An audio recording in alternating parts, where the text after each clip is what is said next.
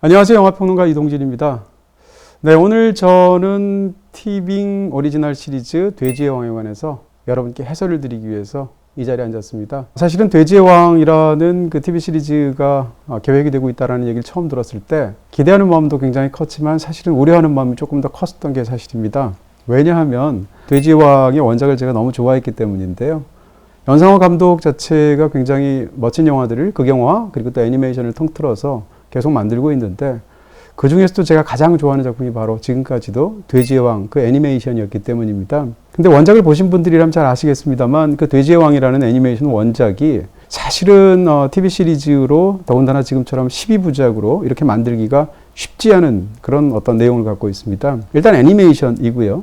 내용 자체가 어둡기 그지없고 굉장히 황폐하고 영화 속에서 그 스토리상의 반전은 있을지언정 감정적인 반전 같은 것은 전혀 없고 또 무엇보다도 장르적으로 표현되어 있지 않습니다. 그런 여러 가지 이유들 때문에 사실은 돼지의 왕이라는 원작 애니메이션이 워낙 뛰어남에도 불구하고 거기서부터 이제 굉장히 폭넓은 수많은 관객들을 사로잡을 만한 그런 어떤 대중적인 힘 같은 것은 갖고 있지 않죠. 오히려 소수의 특별한 취향을 갖고 있고 또 어떻게 생각한다면 완성도만을 통해서 본인의 주제의식을 강하게 드러내는 그런 방식의 영화가 아니었나 이런 생각을 하게 됩니다. 그러니까 TV 시리즈로 쉽지 않을 것이다 라고 생각했던 거죠. 그런 상황에서 이제 12부작을 몰아서 보게 되었습니다. 보고 나서 사실은 그때보다 훨씬 뛰어난 작품으로 완성이 되었다라는 판단을 하게 되었고요.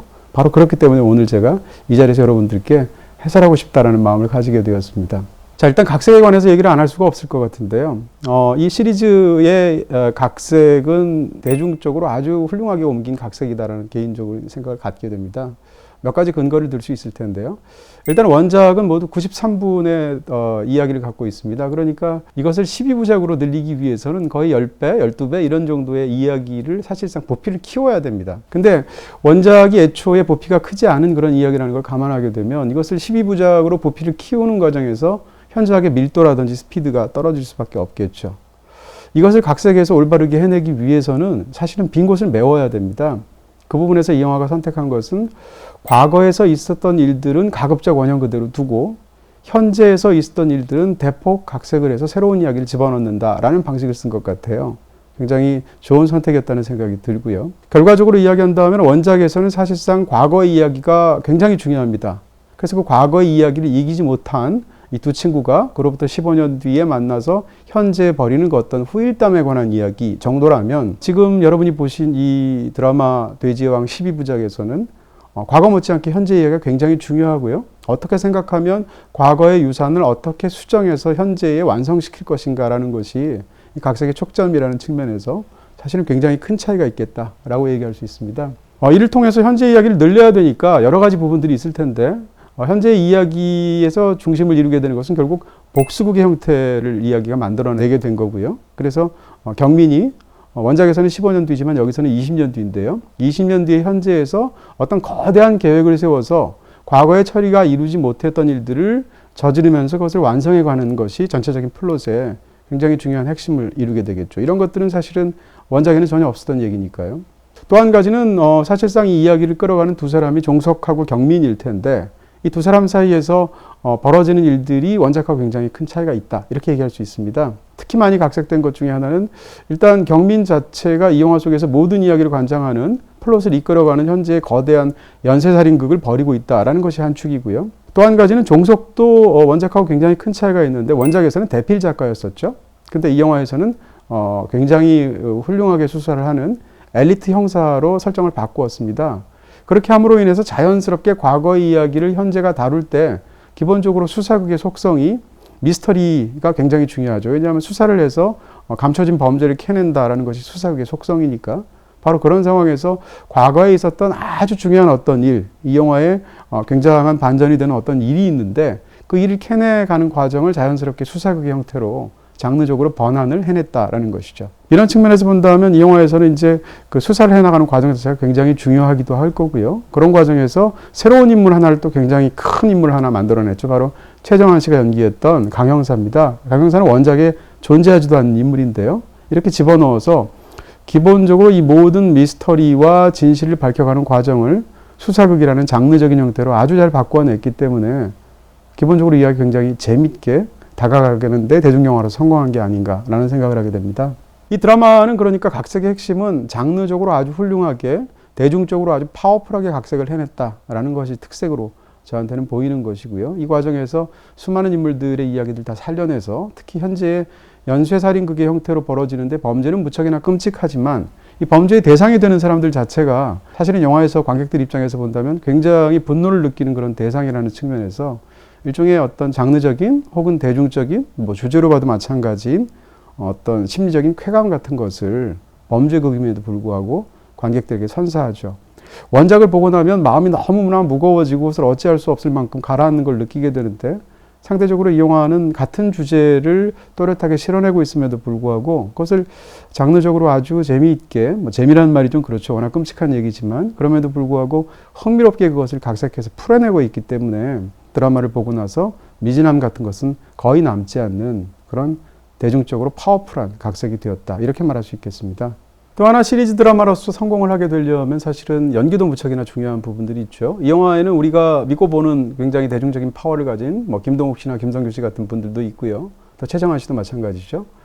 그 외에 우리가 이전에 크게 주목하지 못했던 굉장히 신선한 얼굴들도 있습니다. 그런 부분에서 이 영화 연기들은 과거에 등장했던 새 주역에 해당하는 그 어린 시절 연기했던 새 배우도 굉장히 영화에서 놀랍게 연기한다는 생각들이 들고요. 현재 배우들도 장르 영화로서 제 몫을 충분히 해내고 있다 이런 말씀을 드리게 됩니다. 과거와 현재의 이 세 사람을 연기하게 되었던 이 배우들, 그러니까 철이까지 포함하게 된다면 모두 주인공은 이제 5명에다가 최정환 씨까지 포함하면 6명 정도가 메인 캐릭터라고 말할 수 있을 텐데요.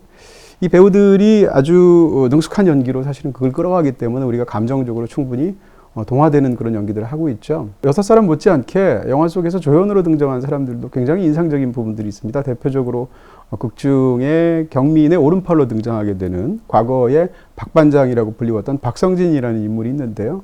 이 박성진 인물의 역을 맡았던 황만익 씨 같은 경우에 영화를 보신 분들이라면 누구나 기억할 만한 그러나 아주 파워풀한 연기, 감정적인 연기를 해내고 있죠. 박민 연기를 맡은 오민석 씨라든지 그 외의 나머지 배우들도 사실은 제목들을 다 해내고 있어서 영화를 보는데 연기로서 적어도 걸리는 부분이 없기 때문에 이 강렬한 범죄 드라마가 우리를 이입시키는 것이 아닌가 이런 생각들을 하게 됩니다.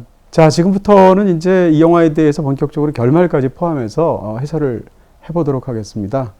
기왕이면 사실은 이 드라마가 지금 완전히 완결된 상황에서 12부작을 정주행하면서 보시는 게 최선의 방법이 아닌가 싶은 생각이 들고요.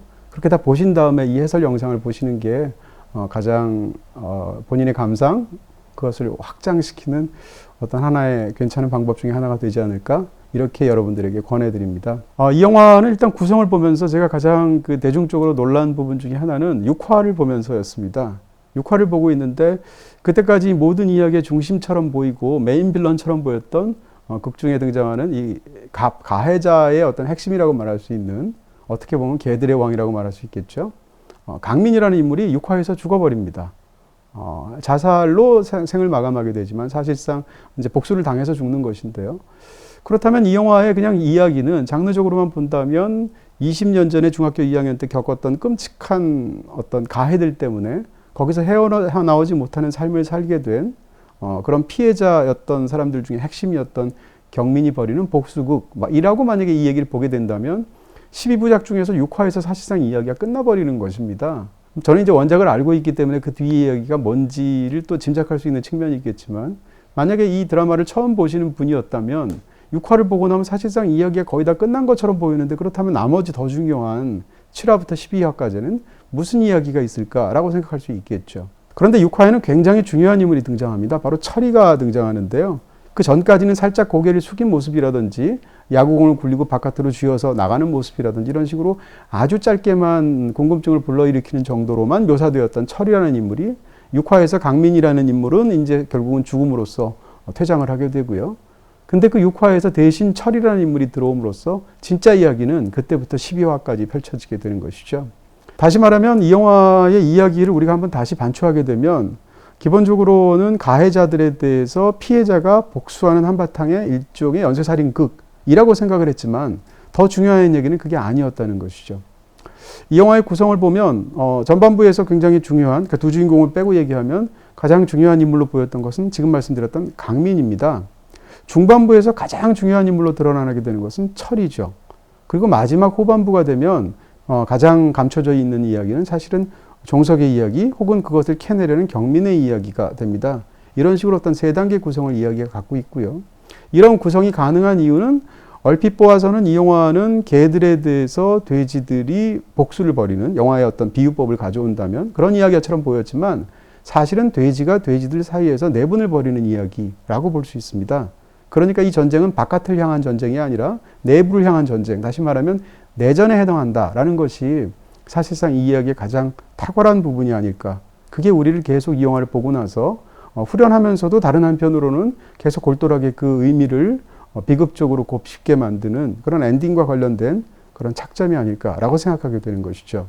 네, 이런 견지에서 본다면 이 영화가 이제 수사극의 형태를 띠고 있는 것이 단순히 장르적인 어떤 노림수만은 아니었을 것이다 라는 생각을 하게 되죠. 무슨 얘기인가 하면 이 영화에서의 수사는 두 방향으로 이루어집니다. 그러니까 다시 말하면 강형사의 수사가 있고요. 또 하나는 종석의 수사가 있죠. 강진아는 수사를 하는데 원래 소속 자체가 이제 지역경찰서 소속이고 종석은 또 이제 광수대 소속이기도 하죠. 그래서 이렇게 서로 다른 견해를 갖고 있는 형사들끼리의 갈등을 또 이 드라마가 보여준다는 측면에서도 장르적으로 재미를 더하고 있죠. 더 중요한 것은 무엇인가 하면 강형사, 그러니까 강진아가 추적해 들어가는 것은 과거에 감추어졌던 진실을 캐내기 위해서 이 사람은 사실상 수사를 하고 있는 것입니다. 영화를 다 보고 나면. 근데 영화를 다 보고 나면 종석의 수사 방향은 강진아의 수사 방향하고 정반대죠. 과거에 있었던 진실을 이미 알고 있는 상황에서 그것을 은폐하기 위한 수사를 하고 있는 것입니다. 다시 말하면 강형사의 수사는 이 모든 것을 몰랐던 것을 알고 나가는 방향으로의 어떤 수사 방향이라면 정반대로 종석의 수사 방향은 자기가 이미 알고 있는데 잊어버리고 싶은데 자꾸 캐내니까 그것을 유도하고 은폐하고 없애려고 하는 방향으로의 수사라는 것이죠. 그런 면에서 이 두 수사 방향은 영화의 두 가지 플롯을 어떤 수사극 형태로 띠고 있음에도 불구하고 서로 계속 충돌하면서 갈등의 에너지를 만들어낼 수밖에 없습니다. 이것을 과거의 이야기로 범죄극으로 중심으로 해서 다시 한번 또 얘기를 하게 된다면 영화에서 경민과 종석이 시종일관 부딪히게 된다는 걸 얘기할 수밖에 없겠죠. 다시 말하면 경민은 종석이 잊고 있거나 잊은 척하고 있는 것을 되살려내기 위해서 분투를 하고 있는 것이고요.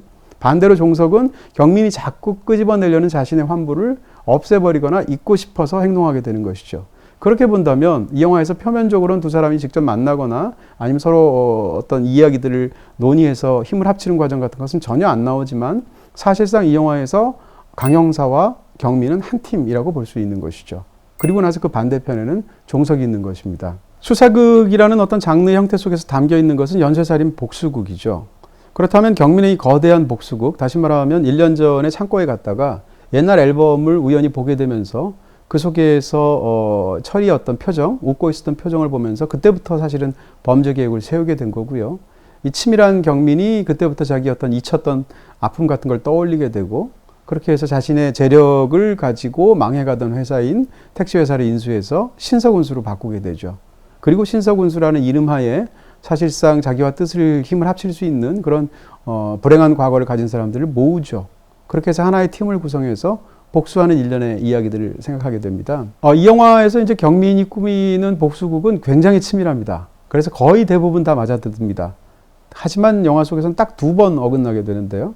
하나는 무엇인가 하면 바로 진심으로 참여하는 사람이 있었다는 것이죠. 그러니까 영화에 등장하는 어떻게 생각하면 영화에서 이제 A짱이라고 불리는 3학년 선배죠. 김종빈이라는 학폭 가해자가 있는데 이 사람은 그로부터 세월이 흘러서 기자가 되어서 굉장히 자신의 모든 것을 참여하는 것을 보여주죠. 진심으로 참여한다는 것을 보게 되니까 사실상 김종빈도 역시 살해의 대상으로 생각했던 경민이 그것을 보고 나서 그런 모든 사실이 끝나고 나면 당신이 본 것들, 내가 돼지의 왕이라는 수첩에 적은 모든 것들을 그대로 다 보도해라 라는 조건으로 그 사람을 살려주게 되죠. 또 하나의 예외이면서 그 사람이 예측하지 못했던 것은 아내의 죽음입니다. 이 모든 과정 속에서 아내가 특히 이제 1화에서 그것이 나오게 되는데 남편이 이런 거대한 복수를 꾸미고 있다는 것을 알게 되고 그러지 않아도 남편의 어떤 이런 병환이나 어떤 정신적인 고통 때문에 노심초사하면서 사랑으로 감싸려고 했던 아내가 남편이 그런 끔찍한 일을 벌이려고 한다는 것을 알게 되고 결국은 그것을 자신의 죽음과 남편의 죽음으로 막으려고 하죠. 그것은 바로 이 주인공이었던 경민이 예측하지 못했습니다. 이 두 가지 사실이 결합이 되어서 본격적으로 1년 전에부터 실행하려고 준비했던 것을 실행하게 계기가 되는 것은 바로 아내와의 사이에서 있었던 그런 끔찍한 동반 자살의 형태를 띤, 사실은 아내는 자기를 죽이려고 했던 것이죠. 아무리 뭐 선한 의도든 좋은 의도든 다른 의도를 갖고 있다 할지라도 그런 상황에서 깨어나는 게 이 드라마의 시작인데, 그러면서 본격적으로 이 안정희라는 인물을 죽임으로써 이 복수국을 시작하게 되는 그런 구조를 갖고 있습니다. 자, 그렇게 본다면 이 복수국의 거대한 내용들을 장르적으로 보면 아까 제가 육화에 대한 설명을 말씀드린 것처럼 이 복수국은 결국은 개들을 향한 것으로 보이고 있죠. 근데 영화를 다 보고 나면 진짜 중요한 그 경민의 이 모든 범죄의 귀결점은 사실은 종석과 관련된 것이다 라는 생각을 할 수 있습니다. 그러니까 어떻게 생각한다면 시원하게 선생님부터 시작해서 강민까지 그 모든 패거리들을 응징하는 것으로 끝나지 않은 이 영화의 가장 중요한 이야기가 남아있죠. 그것은 바로 철이와 관련된 비극적인 어떤 이야기 때문에 지금까지 남아있는 경민과 종석의 이야기가 되겠죠. 바로 그렇기 때문에 영화 속에 등장하는 그 모든 살인 장면에서는 경민이 항상 종석을 호출하는 일종의 글귀 같은 것을 유리창에 적거나 아니면 다른 곳에 적어서 계속 끓여드리고 있는 것입니다. 다시 말하면 이 모든 연쇄살인극은 다른 한편으로 얘기한다면 종석이 잊어버리려고 하는 기억을 끄집어내서 참여하게 만들려는 일종의 어떻게 생각하면 노림수라고 볼 수도 있는 측면까지 있게 되는 것이죠. 그렇지만 종석은 경민의 계획에 전혀 동의하지 않습니다. 자, 그렇게 본다면 이제 이 영화에서 가장 중요한 부분들을 집중적으로 말씀드려야 될 것 같습니다. 이제 어떻게 생각하면 이제 후반부부터 중반부까지 있었던 일이라고 할 수 있을 텐데요. 이 모든 이야기가 우리가 흔히 볼 수 있는 그런 그 장르 복수극에서 벌어지는 어떤 그런 호쾌한 죽어 마땅한 사람들을 죽임으로써 응징하는 끔찍한 범죄지만, 그런 이야기라고 만약에 가정한다면 사실 우리가 더 중요한 뭔가를 놓치고 있는 것이죠. 그 이야기를 지금부터 드리게 되는데, 그것은 바로 이 모든 이야기의 가장 핵심적인 미스터리는 철이가 진정으로 원한 것은 무엇이었을까라는 미스터리입니다. 그것을 이제 강형사가 계속 중반부터 캐나가는 방식으로 이야기가 전개가 되고요. 처음에 강형사는 사실은 철이라는 존재조차 몰랐으니까 철이라는 아이가 진짜 원하는 것이 무엇인지는 감히 상상할 수가 없죠. 그러다가 후반부 되면 점점점 하다가 마지막 순간이 되면 진실을 알게 되는 그런 방식이죠. 그렇다면 철이는 무엇을 원했을까라는 이야기를 풀기 위해서는 이 철이가 자살을 하는 것으로, 혹은 자살을 일종의 종석의 표현에 따르면 쇼의 형태로 그것을 선보이는 것으로 실행한 날, 바로 전날 밤에 있었던 일이 굉장히 중요하게 되죠. 자, 원래 어떻게 되어 있었냐면 사실은 철이는 그 아이들 사이에서 뛰어난 싸움 솜씨로, 그 다음에 불굴의 의지로 3학년 선배들까지 다 해치우게 됩니다. 그래서 그러면서 또 심지어는 포효를 하게 되는데, 그 순간 내레이션이 깔리게 되는데 종석의 목소리에 실려서 그 순간 철이는 돼지의 왕이 되었다, 이런 식의 표현을 쓰게 되죠. 하지만 찬영이라는 아이가 굉장히 간교한 꾀를 내게 되고, 그 간교한 꾀에 따라서 이 무시무시한 폭력을 일으킴으로 인해서 우리를 잠재우게 만든, 가해자들을 잠재우게 만든 그런 철이라는 아이라는 새로운 영웅이 등장했는데, 그 영웅을 오히려 굉장히 불쌍한 사람 취급하는 것이죠. 바로 아버지가 자살을 했다는 사실 때문에 그것을 굉장히 위로하는 척하면서 계급적으로나 어떤 지위적으로 상대를 굉장히 불쌍함의 대상으로 격하시킴으로 인해서 철이가 재기불능의 상태로 만들어버리는 그런 술수를 쓰게 됩니다. 사실 이 드라마의 이야기가 굉장히 깊고도 흥미롭다고 생각하는 여러 가지 지점들인데, 그 중에 하나가 지금 말씀드린 부분하고도 관련이 있습니다. 철이뿐만이 아니라 영화에서도 종석조차도 사실은 경민을 위해서 싸우다가 어느 순간 이르게 되면 강민까지 때려 눕히게 되는 일을 벌이게 되죠. 근데 그런 종석이 패퇴하게 된 것도 사실은 자신의 어머니의 계급적인 지위랑 관련이 있습니다. 선생님이 교활한 수를 써서 일부러 일일 교사가 있는 것처럼 학부모들을 불러들이는데, 그 바로 직전에는 강민의 아버지인 의사의 어떤 굉장히 번드르르 하면서도 예의 바르면서 돈까지 아이들한테 선불로 쓸 수 있는 그런 모습을 보여준 직후에 어떻게 생각하면 교육적으로도 별로 혜택을 받지 못했고 굉장히 상대적으로 가난한 그런 처지에 있는 엄마가 생선장사로서의 자기 이야기를 아이들 앞에서 함으로 인해서 비웃음의 대상이 되도록 만드는 거죠. 그러니까 종석이조차도 원래는 폭력으로 상대를 이길 수 있었는데 이런 계급적인 모욕감 때문에 패퇴를 하게 되는 것이고요. 철이 역시도 마찬가지인 것입니다. 그런 상황에서 철이는 자기가 아무리 커다란 힘을 갖고 있고 그것으로 상대를 제압할 수 있는 용기가 있다 할지라도 개들을 이길 수 없다라고 생각하게 되죠. 그래서 최후의 방법으로 생각하게 된 것은 스스로가 죽는 방식인 것입니다. 근데 그 죽음 자체를 패배가 아니라 일종의 성공으로 철이는 생각하고 있죠. 왜냐하면 자신의 죽음으로 인해서 적들에게 저주를 내릴 수 있기 때문에 극 중에서는 그런 표현을 쓰고 있죠. 저주를 내린다는 것은 미래에 관한 것입니다. 다시 말하면 지금 내가 옥상에서 뛰어내려서 죽는다 할지라도 그 모습들을 가해자들인 저 개들과 돼지들에게 자기가 직접 보여주게 되면 그 아이들한테 트라우마가 생길 것이다. 그러니까 그들이 어른이 된다 할지라도 중학 시절을 떠올리게 되면 그때 내가 애들 좀 가지고 놀았지 라는 식으로 가해자로서의 쾌감에 젖는 것이 아니라 그 끔찍한 자살 사건을 떠올리게 되면서 영원히 악몽에 시달릴 것이다. 그것이 바로 돼지인 내가 내릴 수 있는 저주다 라는 말을 하게 되는 거죠. 그런 생각을 하게 되는 것이죠. 그런데 이 계획은 전날 결정적인 어떤 계기를 만나서 변경이 되게 됩니다. 처음에 이런 결심을 하고 다음날 죽기로 생각했으니까 비장한 마음이 되어서 철이는 밤에 먼저 경민을 찾아갑니다. 경민을 찾아간 이유는 야구공을 주기 위해서였습니다. 본인이 항상 들고 다니는 자신의 부신과도 같은 야구공이 있었는데 그걸 상대방한테 주는 이유는 무엇인가 하면 자기가 내일 죽을 것이니까. 다시 말해서 자기에게 그나마 우정을 보여주었던 자기의 두 친구가 있는데 그 두 친구 중에 한 명인 경민이 상대적으로 더 약한 아이라고 보기 때문에 그 아이에게 자기가 갖고 있었던 소중한 야구공을 전달하는 것으로서 마지막 인사를 하고 싶어서 갔었던 것이죠. 그런데 그날 경민은 철이가 예상했던 것보다 훨씬 더 진한 우정을 드러내면서 눈물로 철이의 어떤 결심을 번복할 것을 요구를 하죠. 그런 자기의 친구인 경미가 자기를 얼마나 이렇게 우정 어린 친구로서 아끼는가를 보게 된 철이는 순간적으로 마음의 변심을 하게 됩니다.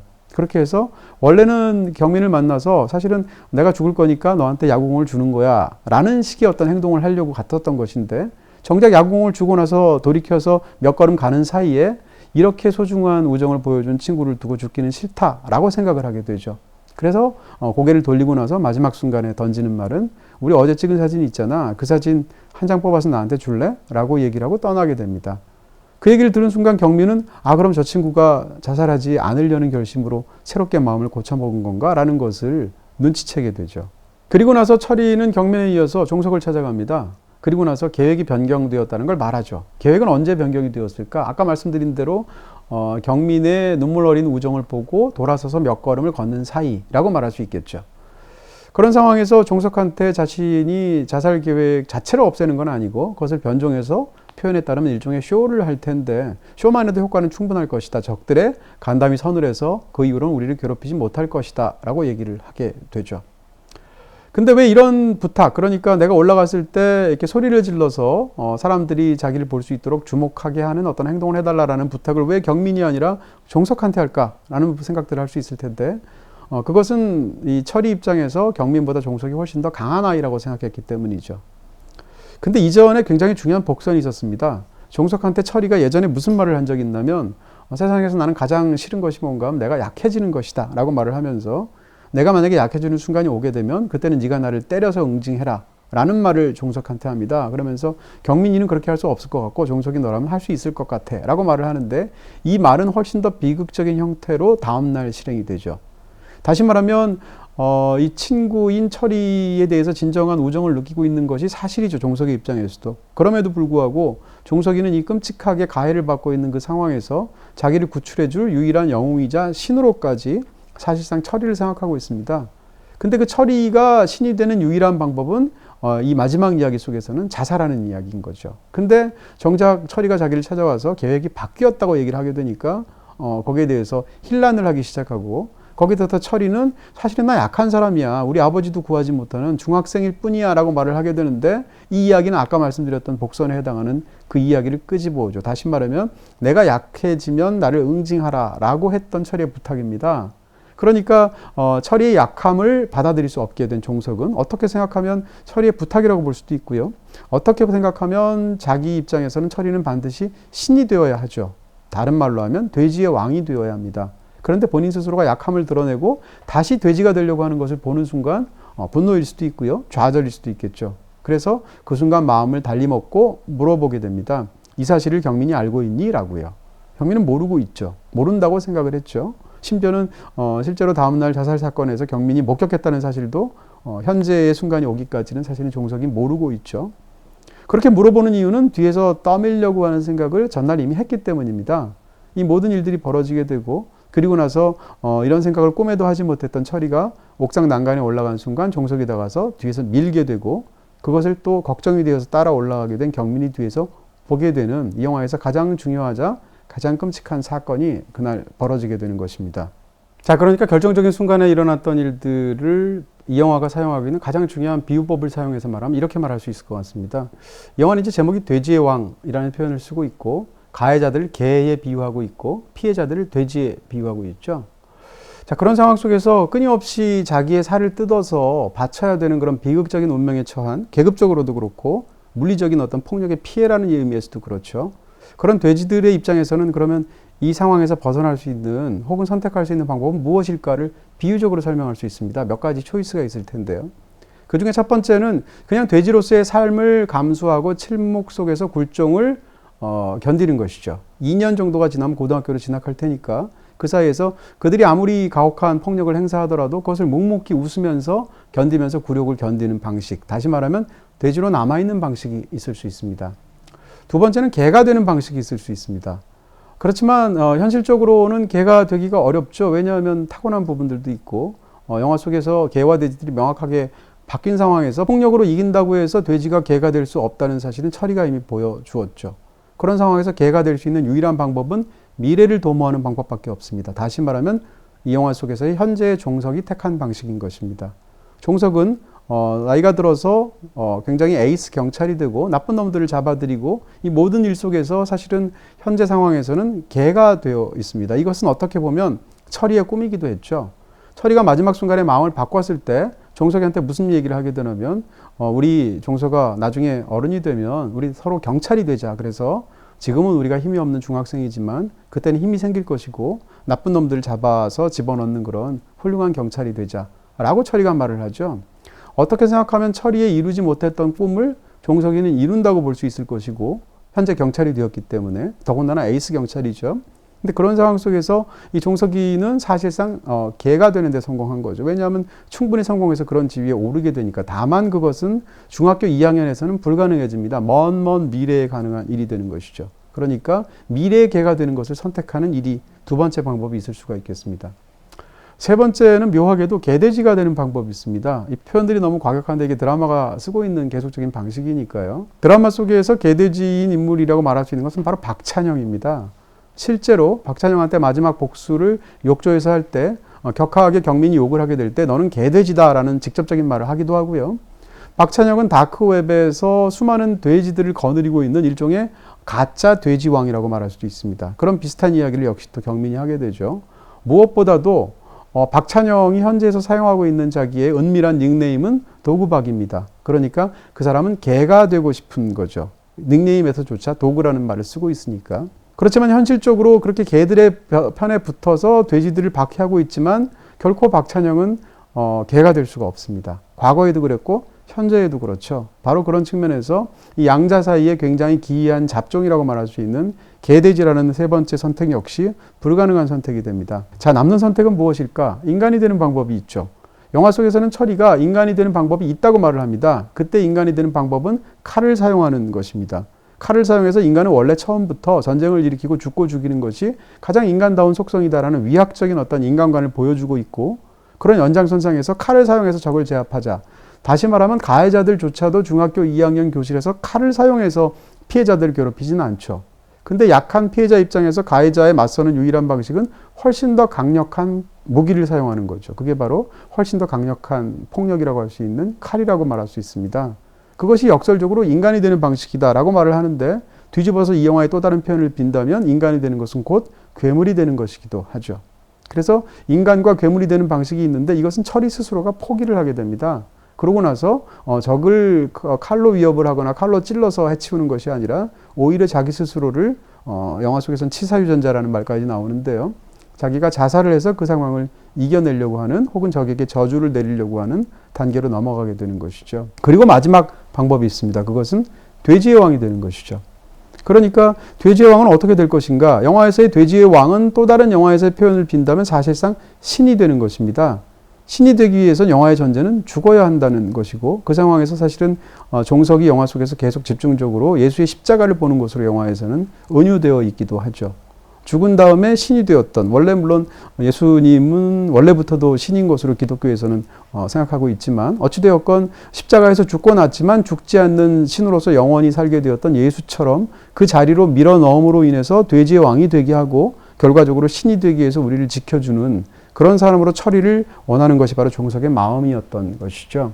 그렇게 본다면 이 영화 속에서 종석이 선택했던 끔찍한 중학교 2학년 때의 살인은 사실상 돼지의 왕을 만들어서라도 지키고 싶었던 그런 또 다른 빗나간 마음의 소산이었을 것이다. 이렇게 생각할 수 있을 것입니다. 그렇게 본다면 이 모든 이야기가 다시 보이는 부분들이 있을 것입니다. 경민의 이 거대한 계획의 목적은 무엇이었을까? 다시 처음으로 돌아간다면 철이가 이루지 못했던 것을 대신 이룬다라는 목표인 것입니다. 그렇다면 철이가 원한 것은 무엇이었을까라는 질문에 다시 대답을 한다면 원래 철이가 원했던 것은 적에게 저주를 내리는 것입니다. 개들에게 혹은 돼지들에게 어떻게 저주를 내릴 수 있을까? 자기 스스로 자살을 함으로 인해서이죠. 그래서 악몽을 주어서 적에게 저주를 내린다라는 개념이었었던 것이죠. 근데 이런 철이가 원했던 것은 목표가 바뀌게 됩니다. 어떻게 바뀌게 되냐면 경민의 눈물 어린 우정을 보는 순간 철이가 진정으로 원한 것은 적에게 저주를 내리는 것이 아니라 오히려 친구들과 함께 우정 속에서 행복하게 사는 것으로 바뀌게 되죠. 근데 이렇게 바뀌게 된 철이의 소망을 종석 입장에서는 받아들일 수가 없죠. 그래서 서로가 불일치하는 어떤 그런 목표 때문에 비극이 생기는 것인데, 그렇게 본다면 현재에서 이 모든 일을 저질리게 되는 경민의 이야기, 경민의 범죄라는 건 사실은 철이가 애초에 원했던 것 혹은 변해서 원했던 두 가지를 한꺼번에 성취하기 위한 것이다 라고 생각할 수 있습니다. 그렇게 본다면 이 영화는 어떻게 생각하면 그렇게 안 보이시겠습니다만 사실은 거대한 우정을 완성해가는 이야기라고까지 말할 수 있겠죠. 철이가 애초에 원했던 것은 자살함으로써 저주를 내리는 것, 그러다가 철이가 고쳐서 원했던 것은 자살하는 쇼를 벌임으로써 우정을 완성하는 것, 이 두 가지죠. 우성을 복원하는 것, 이 두 가지죠. 자, 그렇게 보면 이 영화의 맨 마지막 장면은 완전히 다르게 보일 수 있을 것입니다. 마지막 장면 한번 떠올려 보시면 옥상으로 다시 신석초등학교에 이 두 사람이 올라가게 되고, 강형사가 오기 직전까지 두 사람은 수갑으로 연결이 되어 있기 때문에 일종의 동반 자살의 형태로 죽음으로 이제 종석을 끌어들여 사실은 종석을 죽이는 것이죠. 경민이 대롱대롱 매달려 있는 어떤 장면을 보게 되죠. 그러다가 강형사가 들어오고 두 사람이 떨어져서 결국은 죽게 되는 장면이 영화의 현재 장면의 가장 비극적인 어떤 절정일 것입니다. 물론 이것은 굉장히 큰 비극인데 이걸 만약에 우정의 어떤 이야기라고 본다면 이 장면이 다르게 보인다라는 것이죠.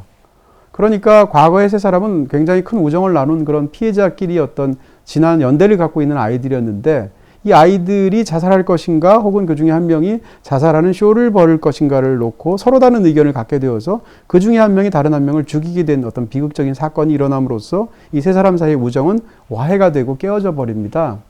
그 우정을 20년이 지나서 경민이 복원시키는 이야기인 거예요.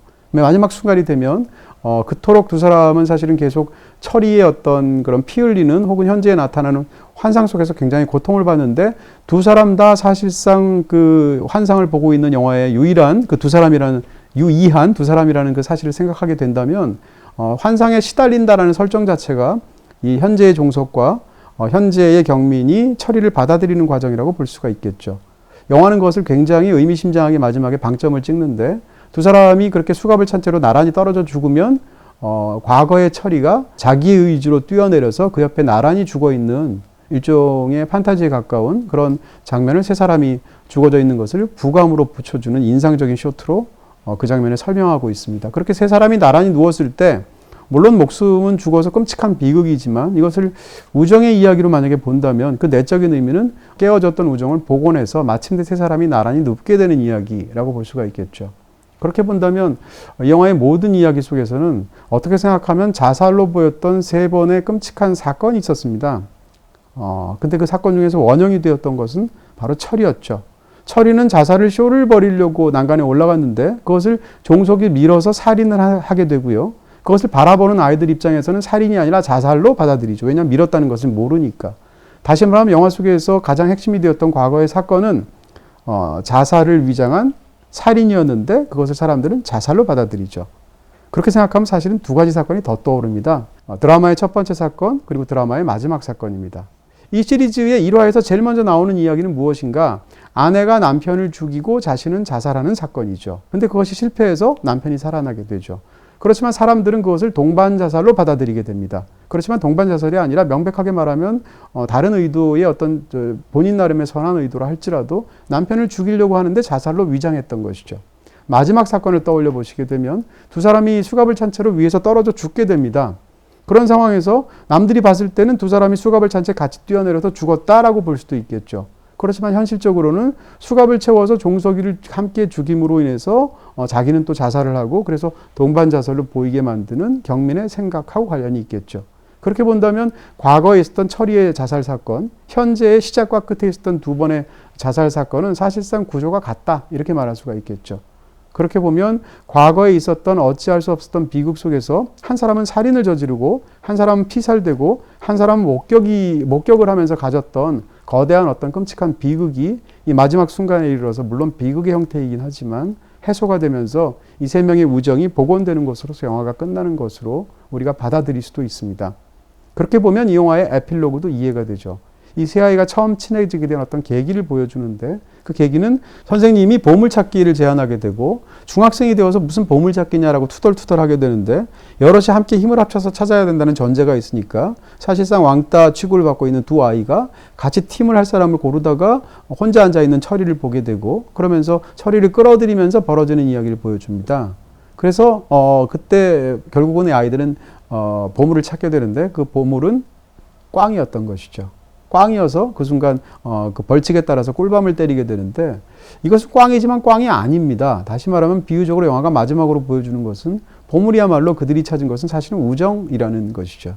그리고 꿀밤이라는 것은 상대에게 가볍게 장난을 치는 것으로서의 어떤 환한 웃음의 세계, 그러니까 어떻게 생각하면 우정을 표현하는 장난스러운 방법인 것이죠. 바로 그렇기 때문에 이 영화의 마지막은 봄소풍 전체 단체 사진을 찍을 때 종석이가 철이를 꿀밤을 때리고 철이가 묘한 표정을 짓고 옆에서 경민이 파한대소하는 장면으로 끝나게 되고 그 사진 찍힌 다음에 세 사람이 같이 웃는 일종의 그 정지 화면으로서 사실상 이 모든 12부작 드라마가 끝나게 되는 것입니다.